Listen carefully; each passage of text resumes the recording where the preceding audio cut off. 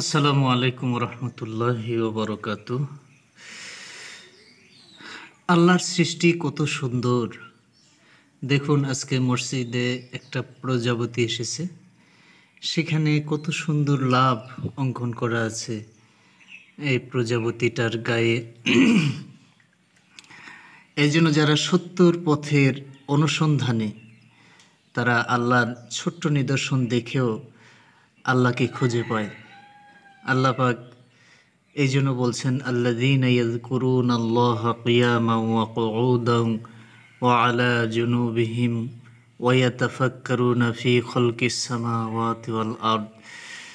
যারা চিন্তা ভাবনা করে না, তারা দেখে না যে আমি আল্লাহ, আমার সৃষ্টি কত সুন্দর। তারা আকাশ সৃষ্টি, জমিন সৃষ্টি নিয়ে আর এর মধ্যে যা কিছু আছে এইসব নিয়ে তারা গবেষণা করে, তারা দেখে, গবেষণা করে, আর তারা বলে যে রব্বানা মা খলাকতা হাযা বাতিলা। কোনো কিছু নিরর্থক সৃষ্টি করা হয় নাই, সব কিছুর পিছনে একটি উদ্দেশ্য আছে। সুবহানাকা ফাকিনা আযাবান নার।